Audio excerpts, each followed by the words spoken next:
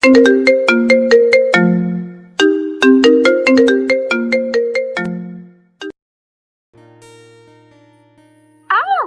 কুত্তা, এভাবে আওয়াজ না করে ওয়াশরুমে ঢুকে গেলি কেন? আমি তো তোর ওয়াশরুমটা ইউজ করছিলাম নাকি? বাহ, বেশ ভালোই বড় হয়ে গেছিস তুই। অনেকদিন পর তোকে এই অবস্থায় দেখলাম। ভালোই বড় হয়েছিস দেখছি। নোংরা কথা না বলে যা তো এখান থেকে। সমস্যা কি তোর? তুই আমার ওয়াশরুমে কি করছিস? দেখতেই পাচ্ছিস যে আমার পরনের টাওয়াল আর শাওয়ারটা অন করা, তার মানে নিশ্চয়ই আমি গোসল করছি। সেটা তো দেখতে পাচ্ছি যে তুই গোসল করছিস, কিন্তু তুই আমার ওয়াশরুমে কেন গিয়েছিস? কেন, কি সমস্যা? তোর ওয়াশরুমে আসলে কি পাপ হবে নাকি? পাপ হবে না মানে? আলবাত পাপ হবে। তোর কি নিজের রুম নেই, নাকি তোর রুমে ওয়াশরুম নেই? আমার রুমও আছে আর আমার ওয়াশরুমও আছে, তাও আমি তোর ওয়াশরুমে ইউজ করব। কিন্তু আমি ইউজ করতে দেব না। বের হ আমার ওয়াশরুম থেকে, এখনই বের হ বলছি। একটা লাথি মারবো কিন্তু বললাম। টাওয়াল পরে আমি কিভাবে বের হব? হ্যাঁ, এখানে আমি ছাড়া তো আর কেউ নেই, আর আমি তো তোকে এইভাবে দেখেই নিলাম, তাহলে আমার সামনে লজ্জা কিসের? আচ্ছা তুই যা, আমি 10 মিনিটের মধ্যে কাপড় পরে বের হচ্ছি। প্লিজ 10টা মিনিট দে আমাকে। 10 মিনিট? আচ্ছা ঠিক আছে, যা, দিলাম তোকে 10 মিনিট। তাড়াতাড়ি বের হও, আমি গোসল করব। তোর ইচ্ছে হলে কিন্তু তুই আমার সাথে জয়েন করতে পারিস। ও আচ্ছা, তাই নাকি? তাহলে দাঁড়া, আসছি আমি। এই কথা বলে স্বামী দ্রুত পায়ে হেঁটে আবারও ওয়াশরুমের দরজার কাছে যেতে লাগলো। স্বামীকে এভাবে আসতে দেখে সূচি তাড়াতাড়ি দরজার সিটকানি লাগিয়ে দিল। ওপাশ থেকে স্বামী বারবার দরজা খোলার জন্য বলতে লাগলো। এদিকে সূচি হাসতে হাসতে বলল যে সে দরজা খুলবে না। সূচি আর স্বামী হচ্ছে একে অপরের চাচাতো ভাই বোন। ছোটবেলায় স্বামীর বাবা মা দুজনেই একটা কার অ্যাক্সিডেন্টে মারা গেছিল। তারপর থেকেই সূচির বাবা মাই স্বামীর সব দায়িত্ব নিয়েছিল। স্বামীর পড়াশোনা থেকে শুরু করে সব রকম দায়িত্ব সবসময় সূচির বাবা মা পালন করেছে। কিছুদিন আগে যখন সূচির জন্য একটা সম্বন্ধ এসেছিল, তখন স্বামী নিজে থেকেই তার চাচা চাচিকে সূচিকে ভালো লাগার কথাটা বলে দিয়েছিল। প্রথম প্রথম সবাই একটু ঝামেলা করলেও পরবর্তীতে সবাই সূচি আর স্বামীর সম্পর্কটা মেনে নেয়। তখন থেকেই কথা হচ্ছে ওদেরকে বিয়ে দিয়ে দেওয়া হবে। তাই এখন সূচি আর স্বামীর সম্পর্কে এরকম দুষ্টুমি লেগেই থাকে। গোসল শেষ করে সূচি যখন দরজা খুলে বের হলো, তখন স্বামী তাড়াহুড়ো করে আবারও সূচিকে ওয়াশরুমের ভেতরে নিয়ে গিয়ে দরজাটা বন্ধ করে দিল। তারপর সূচিকে বলল, এতবার করে ডাকলাম, তুই দরজা কেন খুললি না? দরজা খুললে কি করতি তুই, তা কি আমি জানি না ভেবেছিস? তাতে কি হয়েছে? আমি শুধু তোর সাথে একসাথে গোসল করতাম, আর মাঝে মাঝে একটু দুষ্টুমি করলে না হয় করতাম। সর এখান থেকে। এত কিসের তারা তোর? বাবা তো বলেছে কয়েকদিনের মধ্যে আমাদের বিয়ে দিয়ে দেবে। বিয়ের পর যত ইচ্ছে একসাথে গোসল করিস। বিয়ের পর কি খালি একসাথে গোসল করব? বিয়ের পর তো বারবার তোকে গোসল করার অবস্থায় নিয়ে যাব। ইস, কি নোংরা তুই! কিসব কথা বলিস? মুখে কি কিছুই আটকায় না? অন্ততপক্ষে তোর সামনে তো আমার মুখে কিছুই আটকায় না। কেন কেন? আমার সামনে অবশ্যই মুখে লাগাম দিবি। তোর সামনে কোনো কথা আটকে রেখে বা মুখে লাগাম দিয়ে কোনো লাভ নেই আমার। উল্টো এটা আরও ক্ষতি। ক্ষতি কিভাবে? কারণ তোর সামনে যদি আমি আমাকে সম্পূর্ণভাবে এক্সপ্রেস করতে না পারি, তাহলে তো তুই আমাকে ভালোবেসে আনন্দ পাবি না। কি বললি? ভালোবেসে আনন্দ পাবো না মানে? শোন, প্রতিবার মিলনের সময় তোকে এটা মন থেকে ফিল করাবো যে আমি তোকে ভালোবাসি। আর আমার এরকম বেলাগাম কথাবার্তাতেই তুই তো বুঝতে পারবি যে তোর প্রতি আমার ভালোবাসাটা ঠিক কতটা গভীর। তাই না? বেশি পেকে গেছিস তুই। যাকে ভালোবাসা হয় তার সামনে লজ্জা রাখতে নেই, তাকে শুধু ভালোবাসতে হয়। হ্যাঁ হ্যাঁ বুঝলাম, এখন আমাকে যেতে দে, ছাড় আমাকে। কোনো কিছু না করে ছাড়ার জন্য কি ধরেছি নাকি? এই ভালো হচ্ছে না কিন্তু বলে রাখলাম। কি হচ্ছে জানি না, কিন্তু এটা জানি যে আজকে তোর ঠোঁটের মিষ্টি না পেলে আমার দিনটা ভালো যাবে না। স্বামী প্লিজ এখান থেকে বের হই, তারপর দিই। তোকে আমি চিনি না ভেবেছিস? এখান থেকে বেরোলেই তুই এক দৌড়ে পালিয়ে যাবি, তখন আমার মিষ্টি পাওয়া হবে না। না না, সত্যি বলছি, আজকে মিষ্টি দিব। এত কথার দরকার নেই, আমি নিজের মিষ্টি নিজেই নিয়ে খেতে পারি। এই কথা বলে স্বামী সুচির ঠোঁটে একটা কিস করে দিল। সুচি প্রথমে স্বামীর পিঠে হাত দিয়ে চর কিল দিচ্ছিল, কিন্তু পরে নিজেই স্বামীকে আরও কাছে টেনে নিল। স্বামী সুচিকে আরও কাছে টেনে নিয়ে সুচির ঠোঁটে, ঘাড়ে, গলায় কিস করতে লাগলো। এতে সুচি আরও বেশি করে স্বামীর স্পর্শ পাওয়ার জন্য আকুল হয়ে উঠতে লাগলো। এমন সময় বাইরে থেকে সুচির মা সুচির নাম ধরে ডেকে উঠল। সুচির মায়ের গলার আওয়াজ পেতেই সুচি আর স্বামী দুজনে চমকে গেল। তারপর একে অপরকে ছেড়ে দিয়ে স্বামী চুপ করে দাঁড়িয়ে রইল, আর সুচি ওর মায়ের কথার জবাব দিতে লাগলো। সুচি, এই সুচি, কতক্ষণ লাগে তোর গোসল করতে? এই তো মা, হয়ে গেছে, আসছি আমি। তাড়াতাড়ি বের হ। এই স্বামীটা যে এসে কোথায় গেল, এখনো ভাত খায়নি ছেলেটা। চিন্তা করো না মা, ওর যা খাওয়ার ও তা খেয়ে নিয়েছে। কি যে বলিস তুই, তোর কথার আদি অন্ত খুঁজে পাই না আমি। বাদ দাও, তুমি বুঝবে না মা। তোদের এইসব আজগুবি কথাবার্তা বোঝার দরকারও নেই আমার। যেটা বললাম সেটা কর। তাড়াতাড়ি বের হয়ে এসে স্বামীকে ভাত দে। ঠিক আছে, তুমি যাও। তারপর সুচির মা চলে গেল। এবার স্বামী সুচিকে আরও শক্ত করে জড়িয়ে ধরে নিজের কাছে টেনে নিল। এদিকে সুচি বারবার বেরোনোর জন্য চেষ্টা করে যাচ্ছে, কিন্তু স্বামী সেদিকে পাত্তা না দিয়ে সুচির ঠোঁটে আবারও ঠোঁট লাগিয়ে দিল।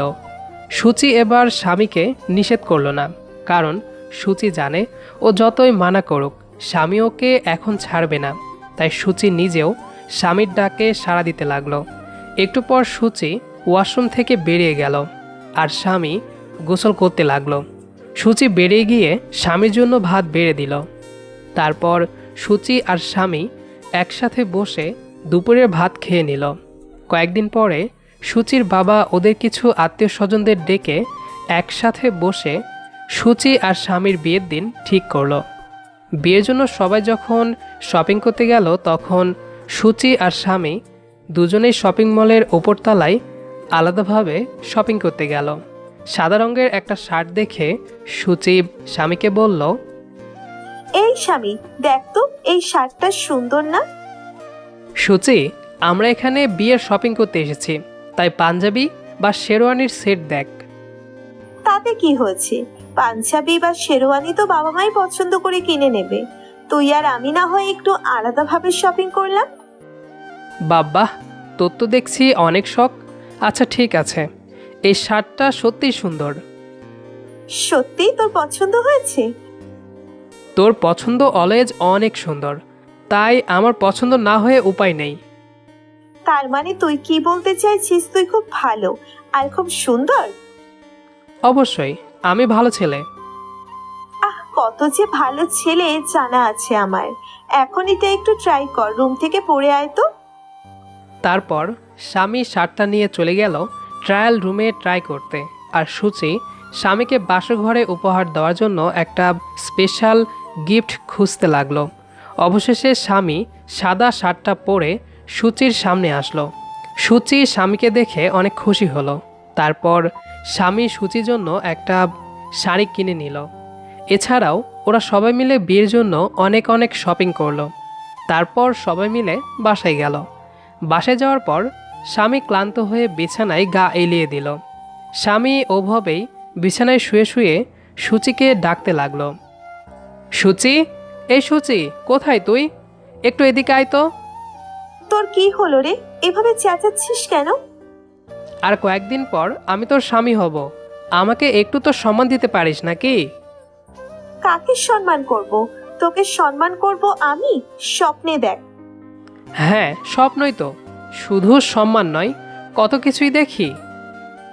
এখন এসব না বলে কিসের জন্য ডাকলি সেটা বল আগে।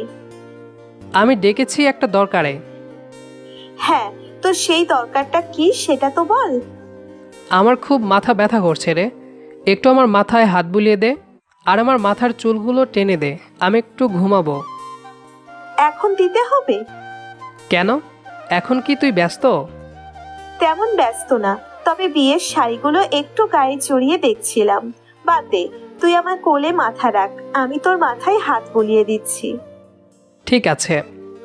তারপর সূচি গিয়ে স্বামীর বিছানার ওপর উঠে বসলো, আর স্বামী গিয়ে সূচির কোলে মাথা রাখলো।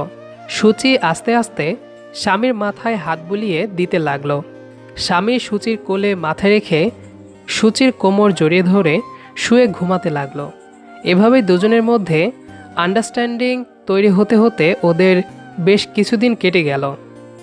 দেখতে দেখতে চলে আসলো ওদের বিয়ের দিন। বিয়েটা খুব স্বাভাবিক আর নর্মালভাবেই হয়ে গেল। বিয়ের দিন রাতে বাসঘরে সূচি বসে স্বামীর জন্য অপেক্ষা করছিল। যথাসময়ে স্বামী বরবেশে বাসঘরে ঢুকলো। স্বামী বাসঘরে এসে সূচির সামনে গিয়ে সূচিকে বলল, কি ম্যাডাম, কেমন লাগছে? কেমন আবার লাগবে, যেমন লাগার কথা তেমনি লাগছে। কেমন লাগার কথা সেটা তো বললি না। সত্যি বলতে তোকে বিয়ে করতে পেরে আমার মজা লাগছে। কেন কেন, মজা লাগার কি হলো এখানে? কারণ ছোট থেকে আমি তোর আশেপাশে ঘুরেছি, কিন্তু তোকে এভাবে পেয়ে যাব ভাবিনি, তাই মজা লাগছে। ও আচ্ছা, তাই না? তাহলে আজকে মজা বোঝাই। তুই কিসের মজা বোঝাবি রে? আজকে আমি তোকে মজা বোঝাবো। এই, এমন গুন্ডি আচরণ করিস না তো, কাছে আয়। কাছে তো আসবোই, আজ আসবো না তো আর কবে আসবো? তারপর সূচি স্বামীর কাছাকাছি গেল, গিয়ে স্বামীর ঠোঁট দুটো দখল করে নিল। কেন যেন আজকে স্বামীর ঠোঁট দুটো ছাড়তে ইচ্ছে করছে না সূচির। স্বামীও সূচিকে কাছে টেনে নিল। স্বামী আস্তে আস্তে সূচির পিঠে আর কোমরে হাত বুলাতে লাগলো। তারপর একটানে সূচির শাড়িটা খুলে নিল স্বামী।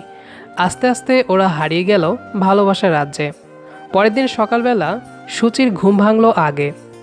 ঘুম ভাঙার পর সূচি খেয়াল করলো ওর বুকে ভারী একটা কিছু অনুভব হচ্ছে। লাইট অফ থাকায় কিছু দেখতেও পাচ্ছে না সূচি। তারপর ওর মনে পড়ল গতকাল রাতের কথা।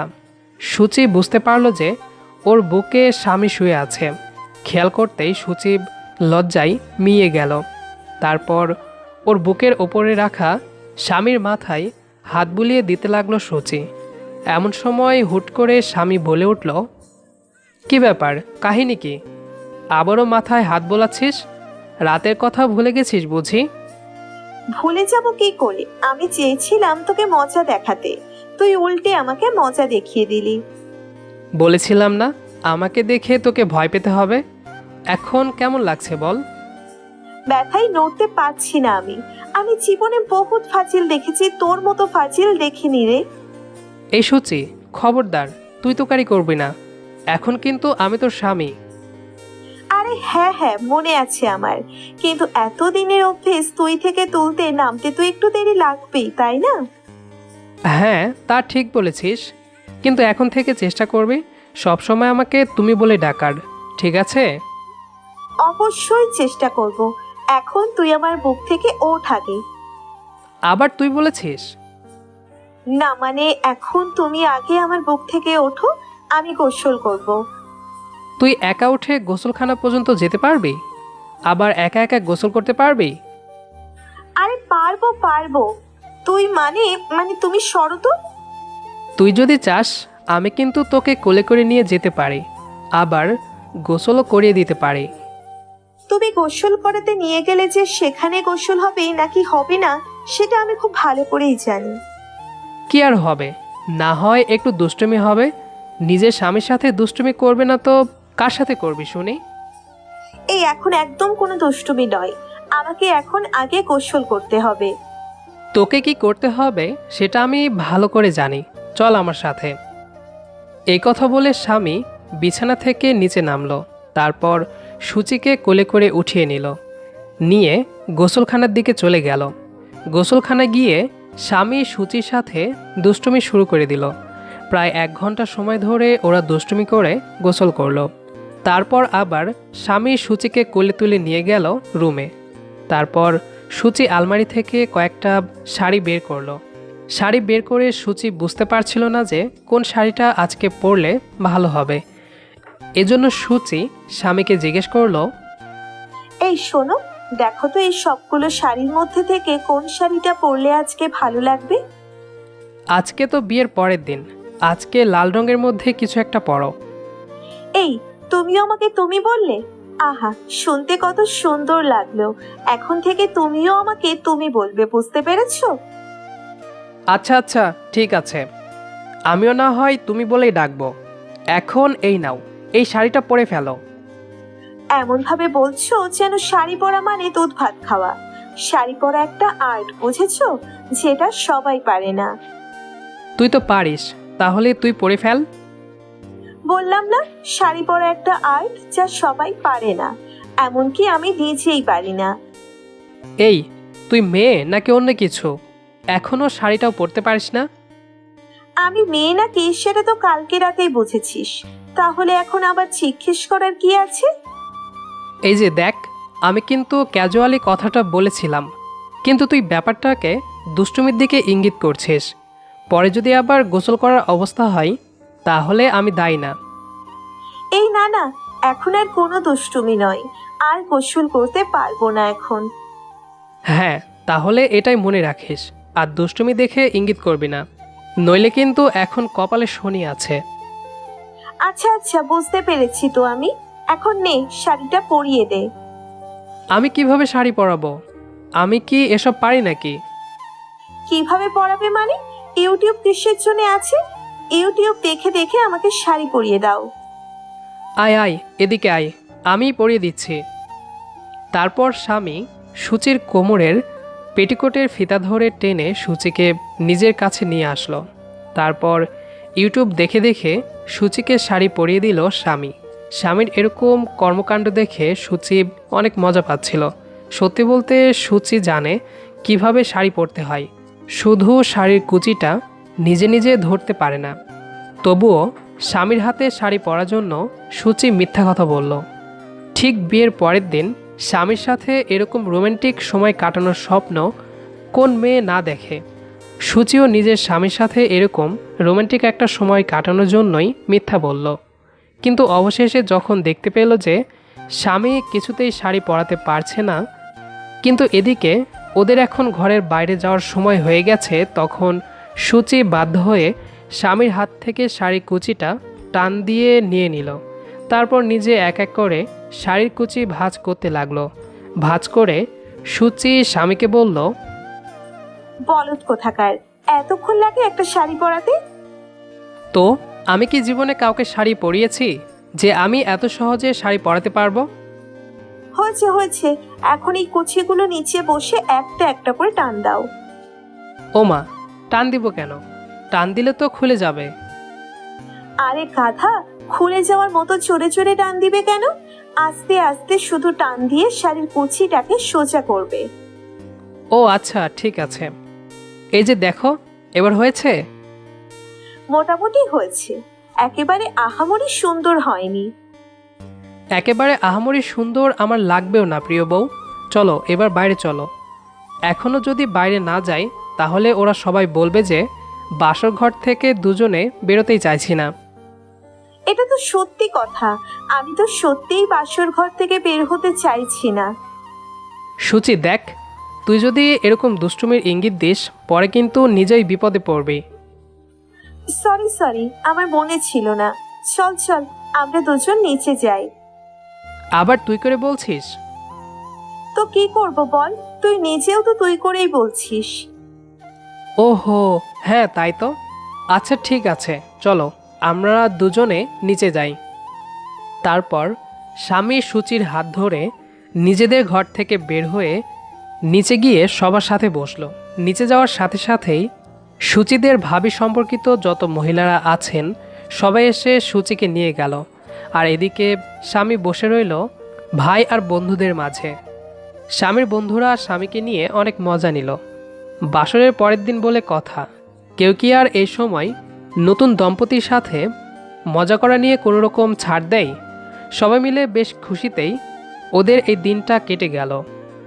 তারপর বেশ কিছুদিন ওদের হাসি খুশিতে কাটতে লাগলো। একদিন স্বামী সূচিকে নিয়ে বাইরে বেড়াতে গেল। বাইকের ওপর বসেছিল স্বামী আর সূচি।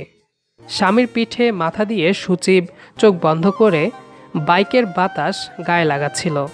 এমন সময় স্বামী সূচিকে বলল, কিরে সূচি, তুই কি ঘুমিয়ে গেলি? আরে না, ঘুমাইনি, আমি শুধু চোখ বন্ধ করে আছি। বাইকের বাতাসে চোখটা বন্ধ করে রাখতে ভালো লাগছে আমার।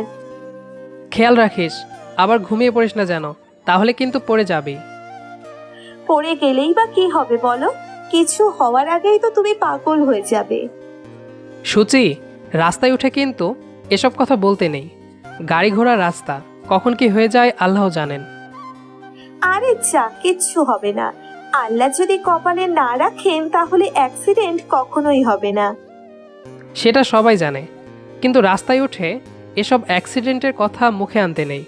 তাহলে নিজের কাছেই নিজের আতঙ্কটা বাড়তে থাকে আর হুট করেই অ্যাক্সিডেন্ট হয়ে যায়। আমি এসব মানি না। যা হওয়ার তা তো হবেই। তাহলে বললে সমস্যা কি? ধুর, তোর সাথে পেঁচাল পাড়াটাই আমার ভুল। এখন বল, তুই কি এখন বাসায় যাবি নাকি আরো ঘুরবি? না, আগে চল একটু নদীর পাড় থেকে হেঁটে আসি। কথাটা শেষ করার আগেই সূচিদের বাইকটা অ্যাক্সিডেন্ট করলো। সূচি যখন কথা বলছিল তখন স্বামীর পুরো মনোযোগটাই ছিল সূচির দিকে। তাই কখন যে হুট করে সামনে থেকে একটা অটো চলে এসেছে সেটা স্বামী খেয়াল করতে পারেনি। খেয়াল করতে না পারায় কথা বলতে থাকার সময়ে ওদের অ্যাক্সিডেন্ট হয়ে গেল। স্বামী আগেই সূচিকে সাবধান করেছিল যেন অ্যাক্সিডেন্টের কথা বলে নিজেদের মনোযোগ নষ্ট না করে। রাস্তায় মনোযোগ না দিয়ে গাড়ি চালালে এভাবেই অমনোযোগী হয়ে অ্যাক্সিডেন্ট হয়ে যায়। এজন্য স্বামী বারবার সূচির কথাগুলোকে এড়িয়ে যাচ্ছিল। কিন্তু এখন আর কী লাভ? ওদের এভাবে হুট করে অ্যাক্সিডেন্ট হয়ে যাওয়াতে স্বামী অনেক ভয় পেয়ে গেল। সূচি তো অ্যাক্সিডেন্টের জায়গাতেই জ্ঞান হারিয়েছে, আর স্বামীর পা অনেকটুকু কেটে গিয়ে রক্ত পড়ছে। স্বামী নিজের দিকে খেয়াল না করে সূচির জন্য হাউমাউ করে কাঁদছে। সূচির কিছু হয়ে গেলে স্বামী কখনোই নিজেকে ক্ষমা করতে পারবে না। অবশেষে একজন লোক এসে ওদেরকে হসপিটালে নিয়ে গেল। তারপর ডাক্তাররা সূচিকে নিয়ে গিয়ে দুটো ইঞ্জেকশন দিল আর স্বামীর কাটা জায়গাতেও ড্রেসিং করে দিল। স্বামীর ড্রেসিং করা শেষ হলেই স্বামী গিয়ে সূচির পাশে বসে পড়ল। সূচিকে ঘুমের ইঞ্জেকশন দেওয়া হয়েছে। সূচি এখন ঘুমাচ্ছে। সূচির তেমন কোনো জায়গা কাটেনি, কিন্তু হাতের দিকে বেশ কিছুটা জায়গার চামড়া উঠে গেছে। সেদিন প্রায় 2 ঘন্টা পরে সূচির জ্ঞান ফিরেছিল। তারপর সেদিন রাতে ওরা দুজন নিজেদের বাসায় গেছে। ওরা বাসায় যাওয়ার পর ওদের দুজনের এই অবস্থা দেখে সূচির মা তো অনেক ভয় পেয়ে গেছিল, কিন্তু তারপর স্বামী সবাইকে সামলে নিয়ে ব্যাপারটা ধামাচাপা দিয়েছে। তারপর স্বামী সূচিকে নিয়ে ঘরে গেল। গিয়ে সূচিকে বলল, এখানে বস, আস্তে আস্তে বসবি। আমার পায়ে ব্যথা নেই, তাই আমার বুঝতে কোনো সমস্যা হবে না। কিন্তু তোর তো পা কেটে গেছে, তাই তোকে আমার এত কেয়ার করতে হবে না। আগে নিচে আসতে এসে এখানে বস। ছেলেদের হাজার ব্যথা লাগলেও তারা তাদের ব্যথা কখনো কারো সামনে প্রকাশ করে না। ছেলেরা সবসময় স্ট্রং হয়। ইস, তখন যে কেন আমি এত কথা বলছিলাম। আমি এত কথা না বললে তোর মনোযোগ অন্যদিকে যেত না, আর না আজকে এরকম অ্যাক্সিডেন্ট হতো। যা হয়ে গেছে তা তো আর বদলানো যাবে না, তাই না? তাই এসব নিয়ে ভেবে কোনো লাভ নেই। তুই এখানে বসে রেস্ট কর। তুইও আমার সাথে বস, আমি তোর বুকে মাথা রেখে একটু ঘুমাবো। আচ্ছা দাঁড়া, আমি আসছি। তারপর স্বামী গিয়ে 1 বোতল পানি এনে ওদের বিছানার পাশের টেবিলে রাখল। তারপর গিয়ে সূচির পাশে শুয়ে পড়ল। সূচিও স্বামীর বুকে মাথা রেখে চোখ বন্ধ করে ঘুমিয়ে গেল। আসলে বাইক অথবা যে কোনো রকম যানবাহনে উঠে ড্রাইভারের সামনে বারবার অ্যাক্সিডেন্টের কথা বললে তার ভেতরের ভয়টা বেড়ে যায় আর সে অমনোযোগী হয়ে পড়ে। অমনোযোগী হয়ে পড়াতে হুট করেই অ্যাক্সিডেন্ট হয়ে যায়। তাই আমাদের উচিত রাস্তাঘাটে চলার সময় সবসময় সাবধানে থাকা আর ড্রাইভারের মনোযোগ কোনোভাবেই নষ্ট না করা। গল্পটি কেমন লেগেছে সেটা অবশ্যই কমেন্ট করে জানাবেন। দেখা হবে আবারও নতুন কোনো গল্প নিয়ে। সে পর্যন্ত আমাদের সাথেই থাকবেন। ধন্যবাদ সবাইকে।